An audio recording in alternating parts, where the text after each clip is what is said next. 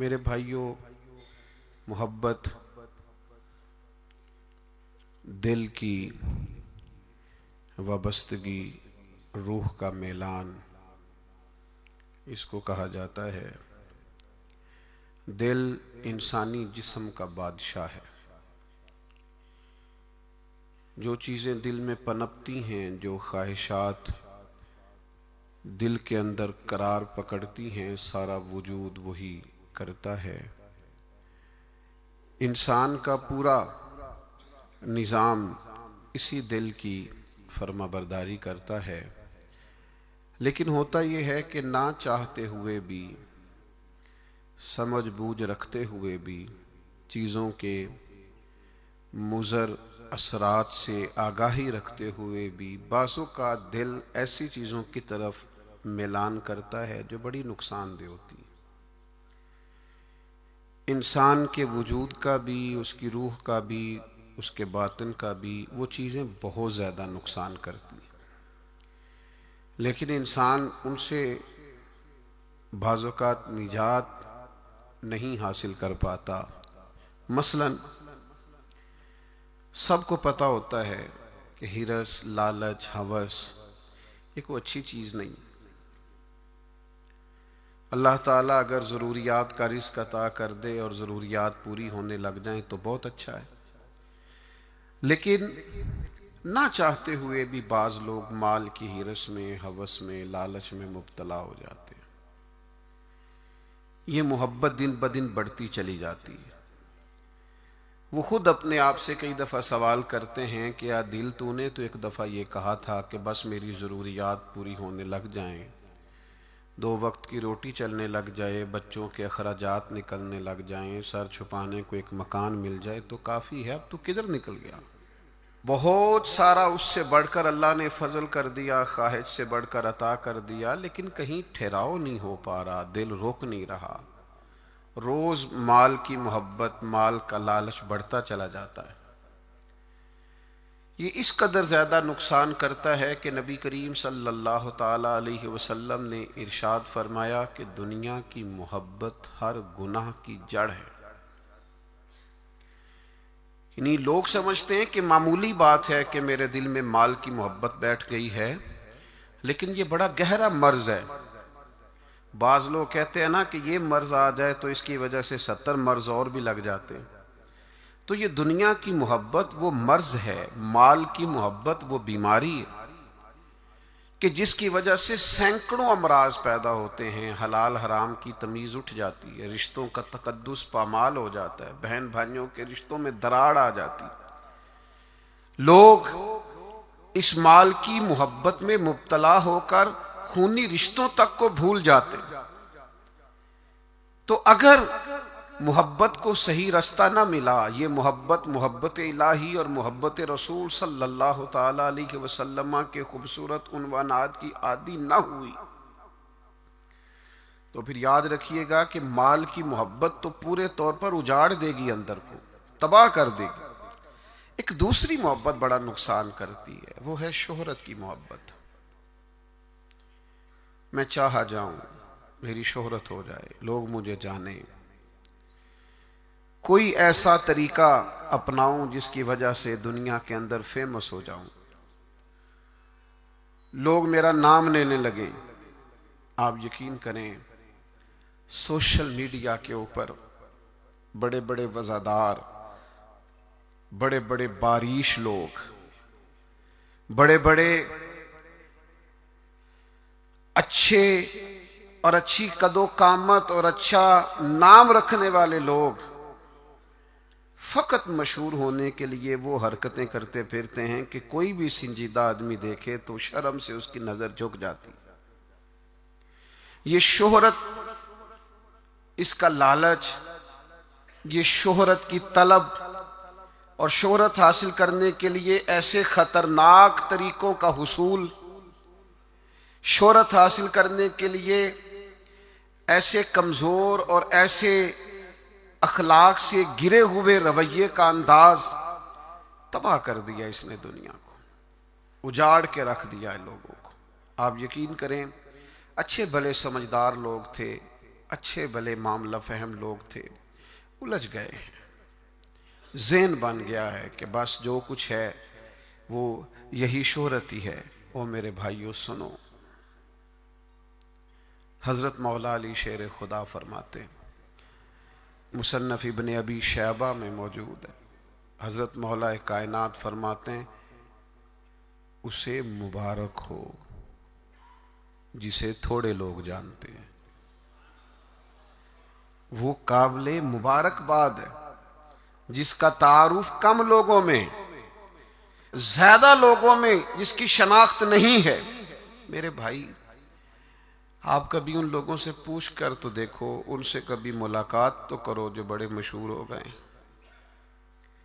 کبھی ان کی تنہائی میں ان کے پاس تو بیٹھو، ان سے پوچھو تو صحیح، اس شہرت کے سبب سے انہیں کچھ ایسے کام بھی کرنا پڑتے ہیں جو وہ کرنا نہیں چاہتے، انہیں کچھ ایسے رستوں سے بھی گزرنا پڑتا ہے جہاں سے گزرنے کا کبھی انہوں نے سوچا بھی نہ تھا۔ وہ تو چاہتے تھے کہ کوئی تنہائی ہوتی، قرآن مجید کا نسخہ ہوتا، 500 دانے والی تسبیح ہوتی، کہیں مصلے کا نور ہوتا، دل میں ہو یاد تیری گوشہ تنہائی ہو، پھر تو خلوت میں عجب انجمن آرائی ہو۔ دل چاہتا تھا، لیکن یہ شہرت، اس کی طلب، ہاں ایک بات ہے، اگر آپ شہرت چاہتے ہیں، معروف ہونا چاہتے ہیں، مشہور ہونا چاہتے ہیں، بہت سارے لوگوں میں چاہتے ہیں کہ آپ کا نام سنہری حروف سے ہو اور زیادہ لوگ آپ کو جانے پہچانے، تو قرآن مجید نے نسخہ دیا ہے، فرمایا ان الذین آمنوا وعملوا الصالحات سیجعل لهم الرحمن ودا، جو ایمان لانے کے بعد نیک عمل کرے گا رب لوگوں کے دلوں میں محبت پیدا فرما دے گا، رحمان ایسا ماحول بنا دے گا کہ ان لوگوں کے دلوں میں، اللہ تعالیٰ لوگوں کے دلوں میں اس بندے کی محبت پیدا کر دے گا۔ ایک اور محبت ہوتی ہے، اولاد کی محبت، بڑی اچھی محبت ہے، ہونی چاہیے، لیکن اگر یہی اولاد شریعت کے راستے میں آنے لگے، اگر یہی اولاد اس طرح کا رویہ اختیار ہونے لگے کہ آپ کو اس کی خاطر حلال حرام کی تمیز بھولنا پڑے، یا اولاد کہیں رکاوٹ بنے شریعت کی راہ میں، تو پھر قرآن مجید نے کہا انما اموالکم و اولادکم فتنہ، پھر یہ تمہارے لیے آزمائش ہے، پھر تمہیں تھوڑا غور کرنا پڑے گا، تمہیں پھر دیکھنا پڑے گا، پھر تمہیں توجہ کرنی پڑے گی کہ کہیں اللہ رسول کے راستے میں تو نہیں آ رہی۔ حضرت ابوبکر صدیق رضی اللہ تعالیٰ عنہ کے بیٹے نے ایک دفعہ کہا تھا کہ ابا جی، مسلمان ہونے سے پہلے جب بدر کے دن میں کفار کی طرف سے لڑتے ہوئے آ رہا تھا تو آپ میری تلوار کی زد میں آ گئے تھے، میں آپ کو قتل کر سکتا تھا پر میں نے باپ سمجھ کر کے چھوڑ دیا۔ تو سیدنا ابوبکر صدیق فرمانے لگے، بیٹا تو ابھی کلمہ نہیں پڑھتا تھا، تو نے مجھے باپ سمجھ کے چھوڑ دیا، اگر تو بدر والے دن میری تلوار کے نیچے آتا تو میں تجھے کبھی بیٹا سمجھ کے معاف نہ کرتا، دین کا مخالف سمجھ کے قتل کر دیتا۔ اس لیے کہ جو اولاد شریعت کے راستے میں آئے گی، دین کے راستے میں آئے گی، پیغام حق کے راستے میں آئے گی، اسے اولاد سمجھ کر درگزر تھوڑا کیا جائے گا۔ میرے عزیزو، وطن کی محبت بھی کبھی غالب آتی ہے، علاقے کی محبت بھی کبھی غالب آتی ہے۔ انسان جہاں پیدا ہوتا ہے، جہاں جوان ہوتا ہے، جہاں وقت گزارتا ہے، جہاں اس کے احباب ہوتے ہیں، جہاں اس کی دوستیاں ہوتی ہیں، جہاں اس کے تعلقات ہوتے ہیں، وہ محبت بھی کبھی غالب آتی ہے۔ لیکن یاد رکھنا، سارا کچھ ہی مکہ مکرمہ میں موجود تھا، وہیں پیدا ہوئے تھے صحابہ، وہیں دوستیاں تھیں، تعلق تھے، رشتہ داریاں تھیں، لیکن جب پتہ چلا نا کہ محبوب کو مدینہ پسند ہے تو پھر کسی نے بھی وطن سے پیار نہیں کیا، محمد عربی کے شہر سے محبت فرمائی ہے۔ آپ ان ساری محبتوں کو گنتے جائیں، وہ دولت کی ہو، وہ شہرت کی ہو، وہ اقتدار کی ہو، وہ اولاد کی ہو، وہ محبت آپ کے لیے وطن کی محبت ہو، یہ ساری محبتیں قربان کی جائیں گی، لیکن اگر کسی محبت کو حاصل کیا جائے گا تو وہ اللہ رسول کی محبت ہے۔ میں آپ کی خدمت میں عرض کروں وہ محبت کس طرح حاصل کرنی ہے؟ دل و جان سے نہ رب رسول کا ہر فیصلہ قبول کرنا ہے۔ یہ ذرا غور کیجئے گا، یہ تھوڑا سمجھنے والا عنوان ہے۔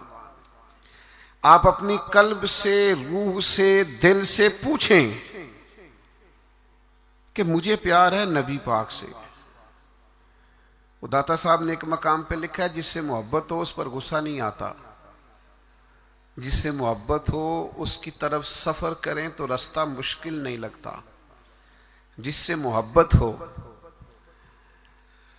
وہ کوئی حکم دے تو وہ حکم پورا کرنے میں انسان کوئی رکاوٹ محسوس نہیں کرتا۔ یہ جو محبت ہوتی ہے نا، محبت یہ رستے آسان کر دیتی ہے، حکم ماننا آسان کر دیتی ہے۔ محبوب کچھ بھی کہہ دے، کسی وقت بھی کہہ دے، کسی رنگ میں بھی کہہ دے، کسی حال میں بھی کہہ دے۔ تو محبت ایک ایسی چیز ہے جو انسان کو اتنا خوبصورت بنا دیتی ہے کہ کمال ہو جاتا ہے۔ جب ایک انصاری نے نا نبی کریم علیہ السلام کا فیصلہ پورے طور پر نہیں نہ مانا، حضور نے ایک فیصلہ کیا، ایک انصاری تھے تو انہوں نے وہ فیصلہ پورے طور پر تسلیم نہیں کیا۔ اللہ تعالیٰ نے نا قرآن مجید میں ایک انوکھا انداز اختیار کیا، اور اس انداز کی قرآن مجید میں یہ واحد آیت ہے۔ اللہ کریم نے ارشاد فرمایا فلا وربک، محبوب مجھے تیرے رب کی قسم۔ اللہ کرے آپ کو سمجھ آئی ہو، قرآن مجید کی لذت آئی ہو۔ ذرا یہ انداز دیکھیے، یہ نہیں فرمایا کہ مجھے میری قسم ہو یا تیری قسم ہو، فلا وربک، محبوب مجھے تیرے رب کی قسم۔ رب آکھے اے سونیا محبوبہ تیرے سو ناز اٹھے نہ ہاں، لوکی میریاں قسماں چاندے نے، میں تیریاں قسماں چانا ہاں۔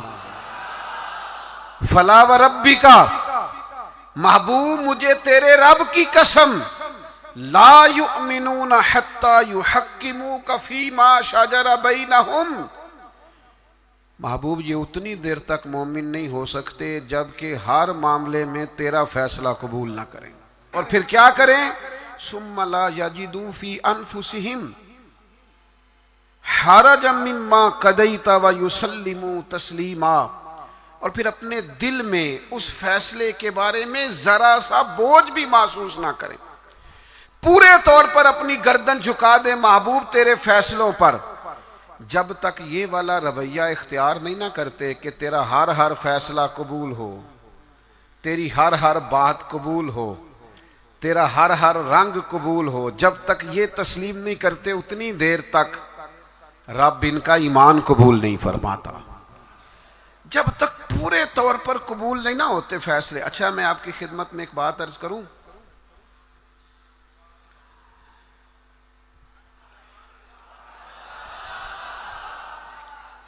مسلمان دل و جان سے چاہتے ہیں کہ ہم نبی پاک کی غلامی کریں، مسلمانوں کی روح چاہتی ہے کہ ہم ہر وقت اپنے نبی کی بات مانیں۔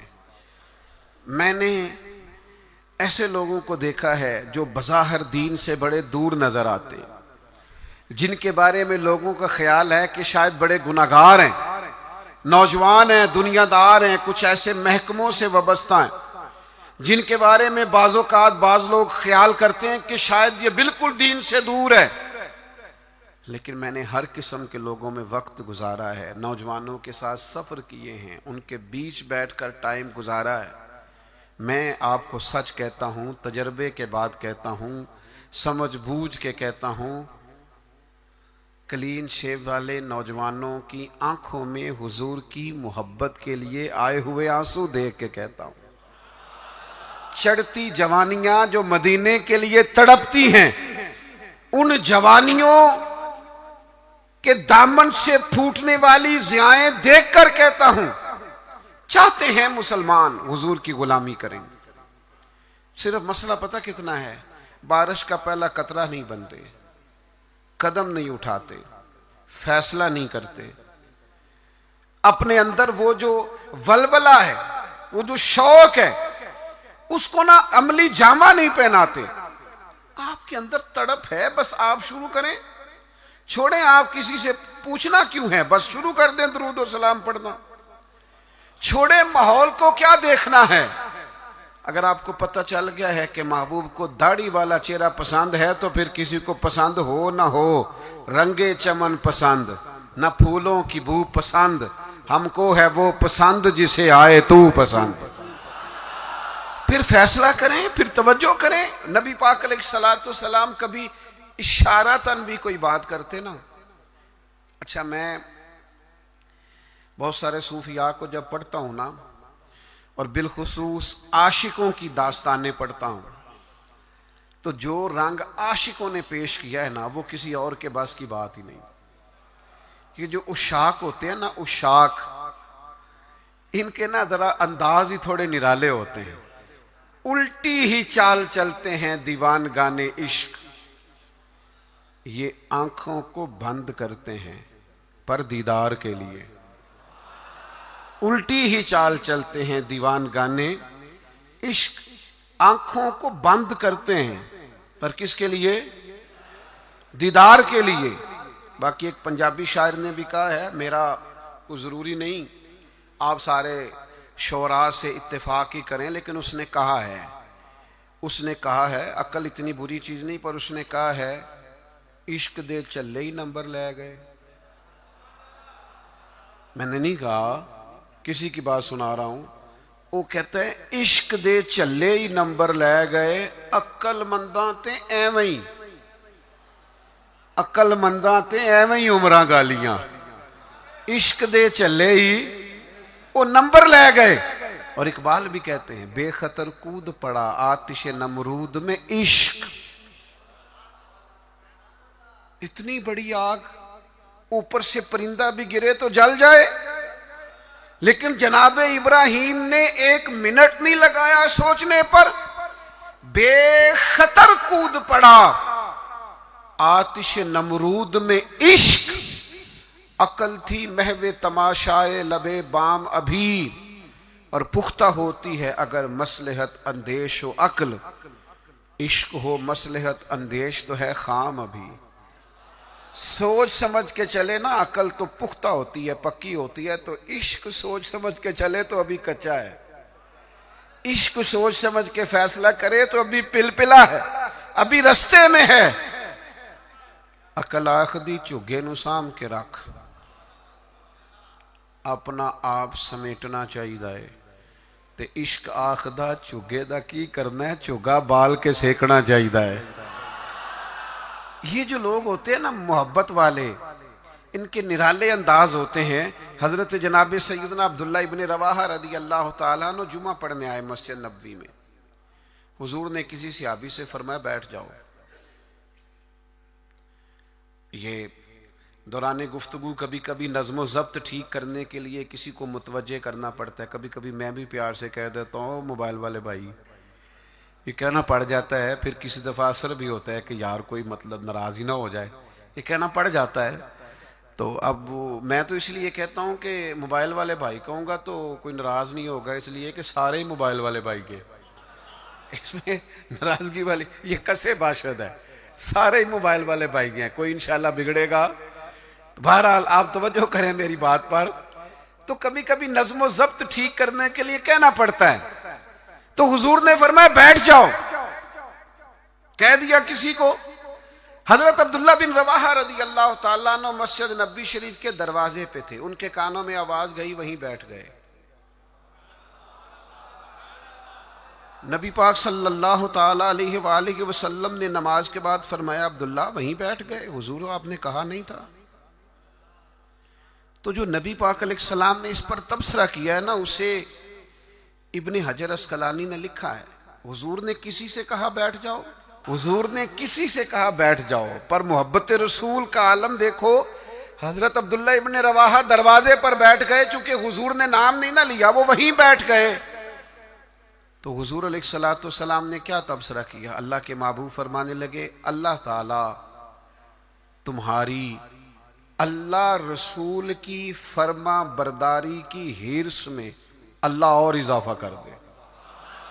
یہ جو تمہارے اندر ہرس ہے نا کہ میں نے رب رسول کی فرما برداری کرنی ہے، عبداللہ میری دعا ہے اللہ اس ہرس میں اضافہ کر دے. ہرس بڑے ہیں، انسان بڑی چیزوں کا حریص ہے، پر حضور فرما رہے ہیں میرے صحابہ رب رسول کی فرما برداری کے حریص ہیں. یہ ہرس کرتے ہیں کہ زیادہ سے زیادہ غلامی ہو، زیادہ سے زیادہ فرما برداری کریں، زیادہ سے زیادہ محبوب کے نقش قدم چلیں. میرے دوستو، اسی طرح ایک صحابی اور تھے، حضور نے فرمایا بیٹھ جا، تو مسجد کے باہر ہی بیٹھ گئے. ان کا نام تھا آس. تو حضور نے فرمایا کہاں تھے بھائی، نماز میں نظر نہیں آئے. یا رسول اللہ وہ آپ نے فرمایا نہیں تھا بیٹھ جاؤ. اچھا حضور نے کسی اور سے کہا، پر سانو قید سجن دا گہنا ہے. حضور نے کسی اور سے کہا، وہ دروازے کے باہر بیٹھ گئے. تو نبی کریم صلی اللہ تعالی علیہ وسلم نے فرمایا آس کہاں تھے؟ حضور میں دروازے کے باہر بیٹھ گیا. تو حضور مسکرائے، فرمایا تم آس نہیں ہو، تم تو مطیع ہو، تم تو فرما بردار ہو. آج سے تمہارا نام مطیع ہے، فرما برداری کرنے والا ہے. تم ایسے فرما بردار ہو کہ میں کسی اور کو اشارہ کروں. تم اتنے محبت کرنے والے ہو، تم سمجھتے ہو میرے محبوب کی بات ہے نا تو مجھے بھی آگے بڑھ کے قبول کرنی چاہیے. میرے عزیزو، میں نے کہا ہم چاہتے ہیں حضور کی محبت کے مطابق عمل کریں، لوٹ آئیں، لیکن ہم نا بارش کا پہلا قطرہ نہیں بنتے، فیصلہ نہیں کرتے. آگے بڑھوں؟ ہمارے ضمیر جاگ گئے ہیں، پتہ ہمیں چل گیا ہے کہ حال نہ جمہوریت، نہ ڈکٹیٹرشپ، نہ صدارتی نظام، نہ فلانا نظام. پتہ ہمیں چل گیا ہے کہ جینے کی طرف دیکھ نہ مرنے کی طرف دیکھ، جب چوٹ لگے دل پر تو مدینے کی طرف دیکھ. پتہ ہمیں چل گیا ہے کہ نجات حضور کے قدموں میں ہے.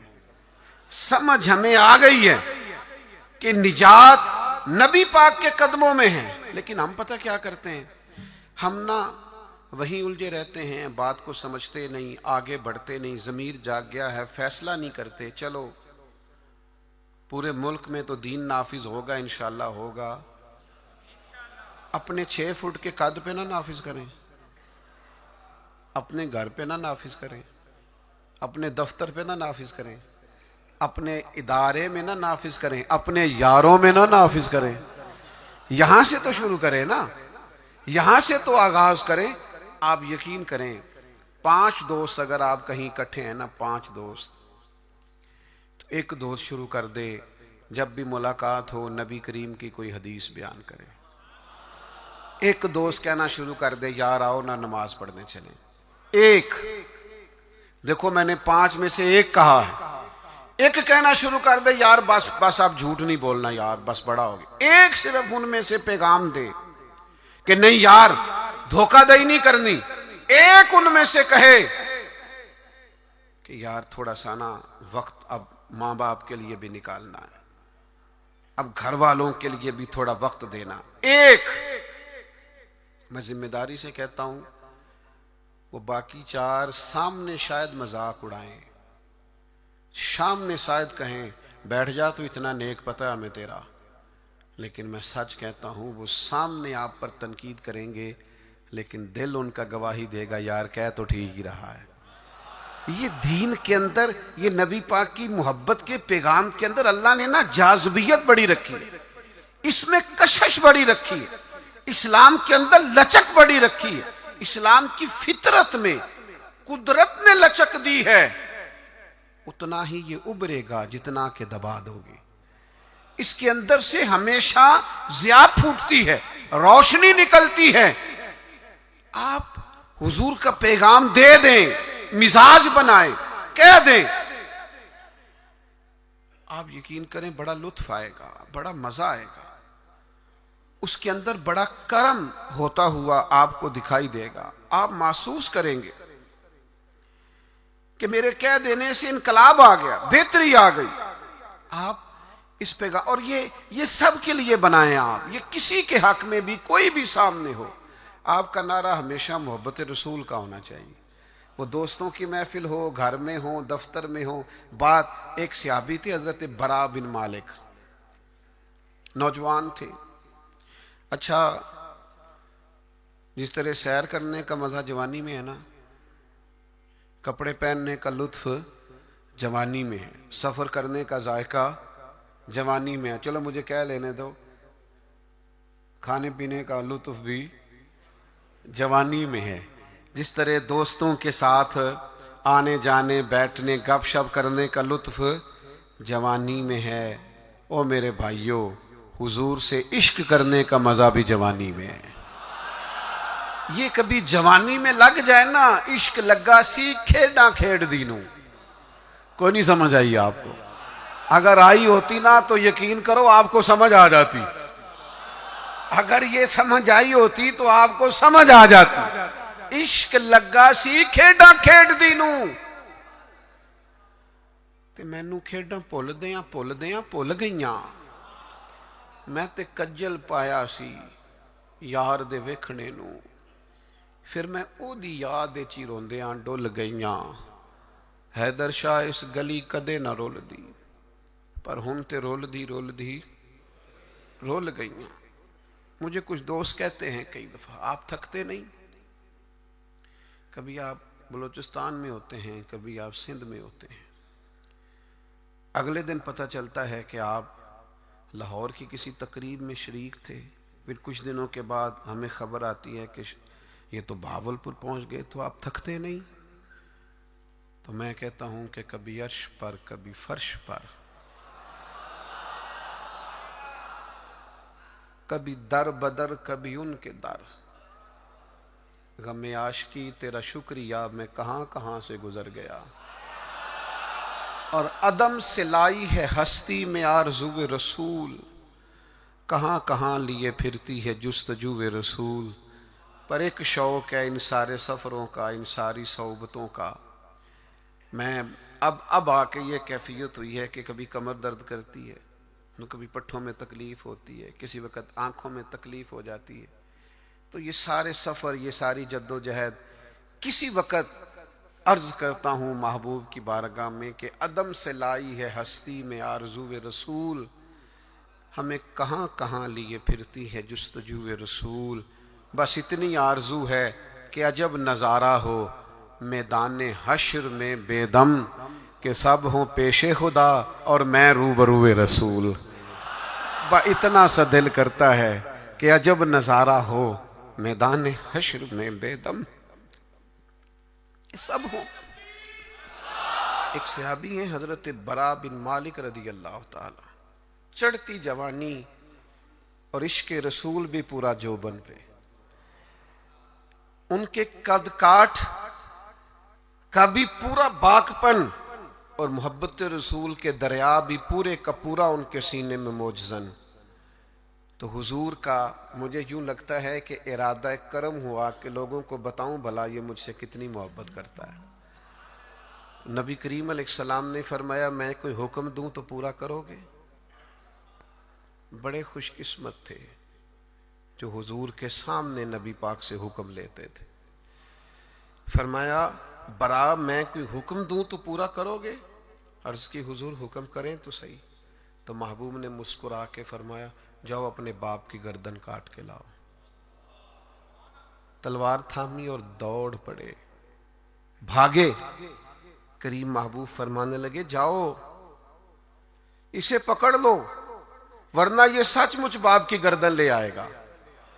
ان کو صحابہ پکڑ کے لائے تو محبوب فرمانے لگے وہ تو ایک بات گویا آزمانے کو کی تھی، میں کوئی رشتے توڑنے تو نہیں آیا دنیا میں تو رشتے جوڑنے آیا.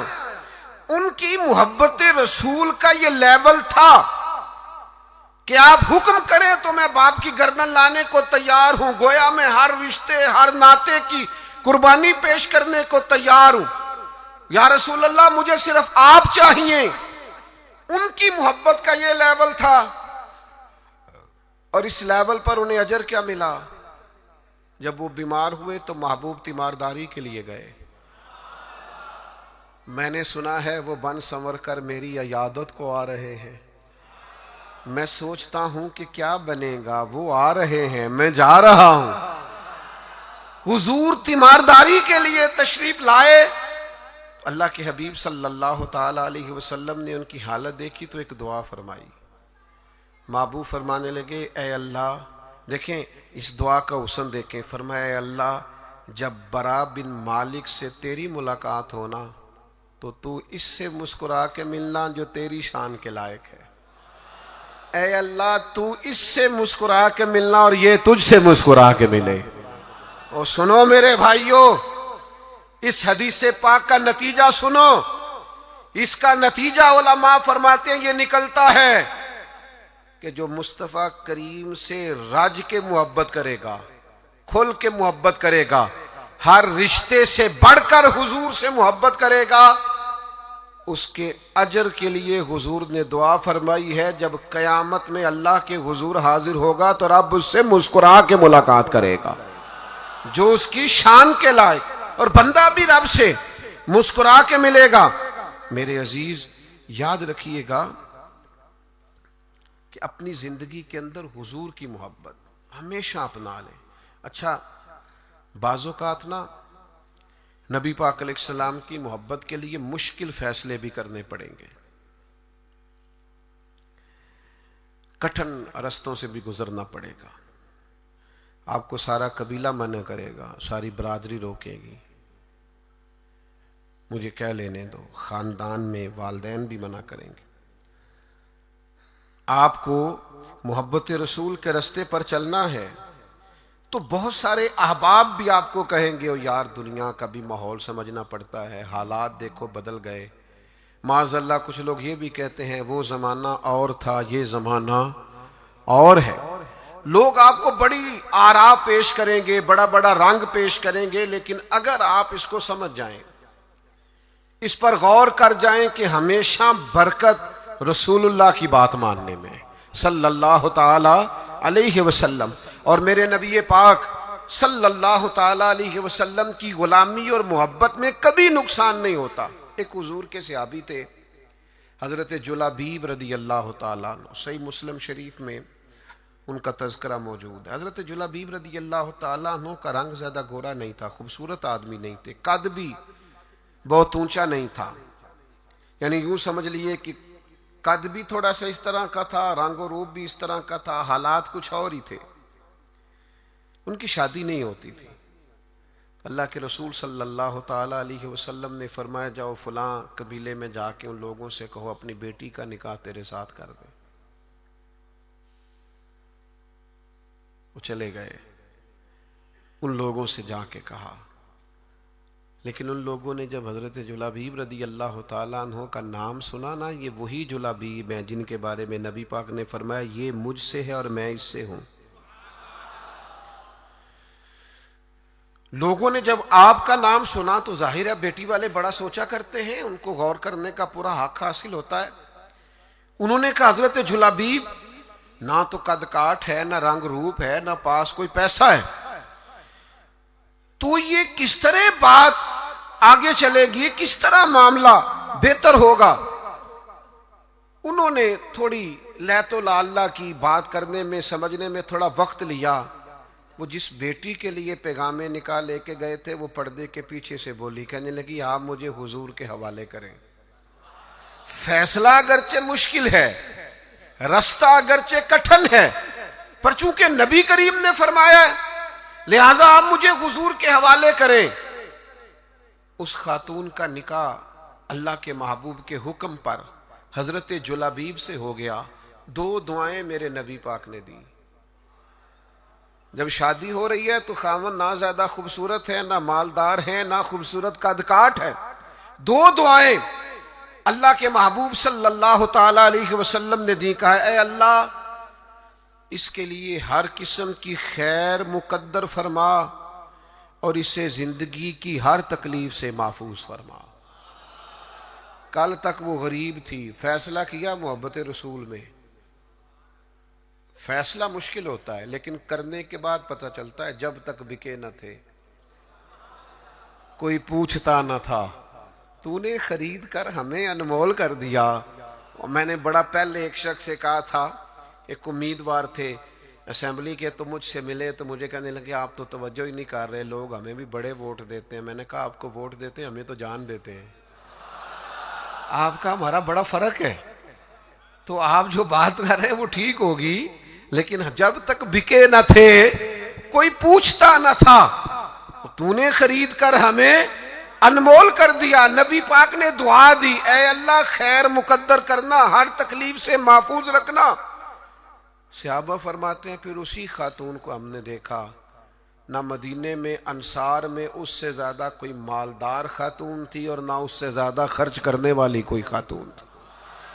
آپ کو محبت رسول میں وقتی فیصلہ کرنا مشکل لگے گا، لیکن یاد رکھنا میرے بھائی، پھر محبت رسول بعد میں جو انسان کے لیے وسعتیں پیدا کرتی ہے نا، اپنے لب و لہجے میں کہوں، پھر حضور سے پیار کرنے والوں کی جو موجیں لگتی ہیں نا، پھر جو کرم ہوتا ہے نا، خدا جانے بلندی ہے کہ پستی پر جہاں میں ہوں وہاں کوئی نہیں ہے، پھر وہ جو نتیجہ نکلتا ہے وہ بڑا شاندار ہے۔ اگرچہ وقتی طور پر کچھ چیزیں مشکل محسوس ہوتی ہیں، لیکن پھر کرم ہو جاتا ہے۔ ایک صحابیہ تھی حضرت فاطمہ بنت قیس، ان کے لیے بھی مشکل تھا نکاح کا فیصلہ کرنا، لیکن ان کو پتا چلا نا کہ نبی پاک کی خواہش ہے کہ میں اسامہ بن زید سے نکاح کر لوں، تو انہوں نے فوراً جناب اسامہ بن زید سے نکاح کر لیا۔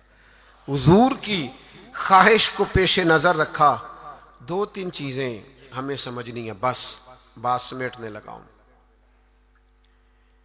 ایک تو جہاں جہاں نبی پاک نے حد بندی کی ہے نا، اس حد بندی کو کبھی نہیں توڑنا۔ جو حدود، جو دائرے، جو قوانین نبی کریم نے بیان فرما دیے ہیں، ان سے کبھی تجاوز نہیں کرنا۔ دیکھو سونے کی انگوٹھی حضور نے مرد کو حرام قرار دی، سارا زمانہ بھی کہے تو یہ ہاتھ پر پہننی نہیں چاہیے۔ کچھ چیزیں ہیں جن میں حضور نے نا حد بندی کر دی۔ پیتل تانبا مرد کے لیے نہیں جائز، نہ پہنے آپ، ریشم کا لباس نہ پہنے۔ جہاں حضور نے تعین کر دیا حدود کا، آپ کوئی اتنا مشکل مسئلہ نہیں ہے۔ آپ اس پہ، ایک صحابیہ تھیں، ان کا سگا بھائی انتقال کر گیا، تو نبی پاک علیہ السلام نے حکم دیا ہے کہ کسی کا بھی سوگ 3 دن سے زیادہ نہیں کرنا، سوائے اس عورت کے لیے جس کا خامد چلا جائے وہ عدت پوری کرے۔ تو صحابیہ 3 دن کے بعد اٹھیں، خوشبو لگائی، دھلے ہوئے کپڑے پہنے، وقتی طور پر اس وقت جو مروج زینت تھی وہ زینت اختیار کی، اور پھر کہنے لگی مجھے اس زینت کی ضرورت نہیں تھی، پر چونکہ نبی پاک نے فرمایا 3 دن سے زیادہ سوگ نہیں کرنا، لہٰذا میں اٹھ کے اس لیے کپڑے بدلے ہیں کہ میں کسی اور کی طرف نہیں دیکھنا چاہتی، مدینے والے محبوب کی شریعت کی طرف دیکھنا چاہتی ہوں۔ جو حدود نبی پاک صلی اللہ علیہ وسلم نے ہمارے لیے مقرر فرمائی ہیں، ان سے کبھی بھی ہم نے تجاوز نہیں کرنا۔ دوسری بات یہ ہے کہ محبت رسول کا ہم سے تقاضا یہ ہے کہ جب رب رسول کو راضی کرنا ہو نا، پھر اپنی ذات نہیں دیکھنی، میرا قد بہت بڑا ہے تو فلاں سے معافی مانگوں، میں اتنا بڑا آدمی ہوں تو اب میں جھک جاؤں، مجھے اتنے لوگ جانتے ہیں تو اب میں جناب تھوڑا سا اپنی گردن کو جھکاؤں۔ میں عاشق رسول میں میں نہیں ہوتی۔ عاشقان رسول کے اندر کسی قسم کی انا پرستی، عاشق لوگ تے رملے کملے، وہ تو بیچارے سیدھے سادے لوگ ہوتے ہیں، ان کے تو مزاج کے اندر فقیری ہوتی ہے، سادگی ہوتی ہے۔ حضرت خالد بن ولید فرماتے ہیں میرا اور جناب عمار ابن یاسر کا رضی اللہ تعالی عنہما، دونوں صحابہ جلیل القدر ہیں، عظیم مرتبے والے، جناب خالد بن ولید فرماتے ہیں کسی بات میں حضرت عمار ابن یاسر سے شکر رنجی ہو گئی، تو جناب عمار ابن یاسر حضور کی بارگاہ میں پہنچے، میں بھی پہنچا، فرماتے ہیں دونوں کی بات سن کے بس حضور نے اتنا کہا، کوئی فیصلہ نہیں فرمایا کہ اس میں غلطی پر کون ہے، حق پر کون۔ نبی کریم صلی اللہ علیہ وسلم نے بس اتنا فرمایا، یاد رکھنا جس نے عمار ابن یاسر کو ناراض کیا اس نے اللہ رسول کو ناراض کیا، بھائی اتنی بات حضور نے کر دی۔ حضرت خالد بن ولید سپہ سالار آدمی تھے، بڑے قبیلے کے تھے، بڑا قد کاٹ تھا، بڑا نام تھا، بڑی بلے بلے تھی، سیف اللہ ہے. لیکن آپ فرماتے ہیں چونکہ حضور نے فرمایا عمار ابن یاسر کو راضی کرو گے تو اللہ رسول راضی ہوں گے، فرمایا میں ان کے پیچھے پیچھے پھرنے لگا. میرے لیے ان کی رضا سے بڑھ کر کوئی اور رضا، اور کوئی رضا حیدر شاہ اس گلی کدے نہ رول دی، پر ہن تے رول دی رول گئیاں جب نبی پاک نے فرمایا ہے کہ یہ رضا. دیکھیں نا، حضور نے حضرت اسامہ بن زید کو لشکر کا امیر بنایا تھا، حضور کا وصال ظاہری ہوا تو حضرت ابوبکر صدیق کو لوگوں نے مشورہ دیا کہ آپ اس نوجوان کو، یہ بالکل جوان ہے ابھی، بڑے بڑے کبار صحابہ موجود ہیں، کسی اور کو بنا دیں. فرمایا اسے پیچھے کروں جسے مدینے والے محبوب نے آگے لگایا ہے، بلکہ ان کو گھوڑے پہ سوار کر کے خود اسی گھوڑے کی لگام پکڑ کے جناب صدیق اکبر امیر المومنین پیدل چل رہے ہیں. تو اسامہ بن زید نے کہا امیر المومنین آپ اوپر آئیے. فرمایا تو اوپر ہی رہ جسے حضور نے امیر مقرر فرما دیا ہے. تو میرے بھائی آپ پھر یہ نہ محسوس کرے کہ میں بڑا چودھری ہوں، میرا بڑا قد کاٹ ہے، پھر ہم نے اپنا قد نہیں دیکھنا، محبوب پاک کی نظر عنایت کو دیکھنا ہے، حضور کی رضا کو دیکھنا ہے. یاد رکھیے گا ایک تیسری بات، ایک حدود کو نہیں توڑنا، ایک حضور کی رضا حاصل کرنے کے لیے اپنی انا نہیں سامنے آنے دینی. ایک تیسری بات اور، طرز زندگی سادہ اختیار کرنا ہے اگر حضور سے پیار کرنا ہے تو. بڑی ضروری بات ہے، بڑی ضروری. آپ سادہ غذا کھائیں، سادہ نشست، سادہ لباس، سادہ انداز گفتگو، لوگوں سے بلا تکلف ملاقات، آپ کے لب و لہجے میں کسی قسم کی تصنع نہ ہو، بناوٹ نہ ہو، تکلف نہ ہو. آپ اگر حضور کے غلام ہیں، نبی پاک سے محبت کرتے ہیں، تو پھر آپ کوئی کسی قسم کا اپنے لیے پروٹوکول نہ چاہیں. صحابی آئے تھے نا، عرض کی یا رسول اللہ میں آپ سے بڑا پیار کرتا ہوں. کیسا خوش بخت ہے، حضور کے سامنے اظہار محبت کر رہا ہے، میں بڑا پیار کرتا ہوں. تو حضور نے فرمایا سوچ کر کہو کیا کہہ رہے ہو. حضور بڑا پیار کرتا ہوں. فرمایا سوچ لے. حضور بڑا پیار کرتا ہوں. تیسری دفعہ محبوب نے فرمایا سوچ لے. حضور مجھے بڑا عشق ہے آپ سے. اللہ کے رسول نے فرمایا پھر تیاری کر لے، فقر تیری طرف دوڑ کے آئے گا، پھر تیری طرف غریبی آئے گی. جو مجھ سے پیار کرتا ہے اس کی طرف فقر آتا ہے. تو یہ یاد رکھیں کہ اسے صرف اور صرف پھولوں کی سیج نہ سمجھنا، اور فقر کی کئی قسمیں ہوتی ہیں، صرف پیسوں کی کمی فقر نہیں ہوتی. آپ کا طرز زندگی سادہ ہونا چاہیے، انداز فقیرانہ ہونا چاہیے، اٹھنا بیٹھنا سادہ ہونا چاہیے، کیونکہ یہ سادگی میرے نبی کی پسند ہے. ایک روایت مجھے یاد آ رہی ہے، میرا دل کرتا ہے آپ کو سنا دوں. کبھی کبھی نا کچھ فرمائشیں بھی ہوتی ہیں، آپ کا نہیں مجھے پتا، میں اپنی اماں سے فرمائش کیا کرتا تھا کبھی کبھار کوئی چیز اپنی مرضی کی کھانے کے لیے. اماں جی کبھی ساگ بنا دیو نا، تو کبھی ان سے کہتے تھے اسپیشل والا گڑ کھانا ہے. یہ دیہاتی ماحول بڑا شاندار ہوتا ہے. آپ کو پتا ہے نبی پاک کو مکے سے حضرت حلیمہ کے گاؤں میں کیوں بھیجا گیا تھا؟ اس لیے کہ مکے کے لوگ چھوٹے بچوں کو وہاں بھیجتے تھے، کہتے تھے فضا بھی خالص ہے، زبان بھی خالص. دیہاتوں کی زبانیں خالص ہوتی ہیں. کبھی کبھی نا فرمائشیں ہوتی ہیں ماؤں سے. حضرت سلمہ مومنوں کی ماں جناب ام سلمہ، ایک دن نا ان کے 3 بیٹے روحانی بیٹے ان کی خدمت میں آئے. کون کون؟ آپ نام سن کے بھی بڑے خوش ہوں گے. حضرت جعفر طیار ہے نا، حضرت علی کے بھائی، ان کے بیٹے عبداللہ بن جعفر آئے. اور پھر ان کی خدمت میں حضرت عبداللہ ابن عباس جو نبی پاک کے چچا جناب عباس ہیں، ان کے بیٹے عبداللہ آئے. اور ان دونوں کے ساتھ مولا علی کے لخت جگر امام حسن بھی آئے. یہ 3 شہزادے عبداللہ بن جعفر، عبداللہ ابن عباس اور امام حسن بن علی، یہ تینوں آئے اور آ کے حضرت ام سلمہ سے کہنے لگے ہمارا آج وہ کھانا کھانے کو دل کرتا ہے جو نبی پاک کو بڑا پسند ہے. अम्मा जी हमारी माओ से बंदा फरमाइश कर लेता है ना, तो हमारी फरमाइश है वो वाला खाना बनाएं जो हुजूर को पसंद है। तो हजरत उम्मे सलमा ने ठंडी आह भरी, फरमाया बेटा वो बड़ा ही सादा है, खा लोगे? अम्मा जी खा लेंगे। तो जनाब उम्मे सलमा ने ना थोड़े से जौ निकाले, फिर उनको पीसा, फिर थोड़ा सा जैतून डाल के पकाना शुरू किया, फिर थोड़ा सा उसमें मसाला डाला। फरमाते हैं वो सादे से जौ जैतून में सादे से पके। फरमाते हैं वो हमारे सामने रख के हजरत उम्मे सलमा जब उठी तो आंखों में आंसू आ गए। फरमाने लगी इस तरह के सादे खाने मदीने वाले महबूब खाया करते थे, इस तरह के सादे खाने महबूब तनावुल फरमाते थे। ये सादगी, ये शाइस्तगी, उस सादगी में जो हुस्न, मारिफत, कमाल, यानी इस तरह की सादगी हुजूर अपनाते थे कि जब इस सादा चेहरा नूर को हजरत जाबिर बिन समरा जैसे लोग देखते थे तो देख के कहते थे आज मैंने तज्जिया करना है कि चांद ज्यादा सोना है कि आमिना का चांद ज्यादा सोना है।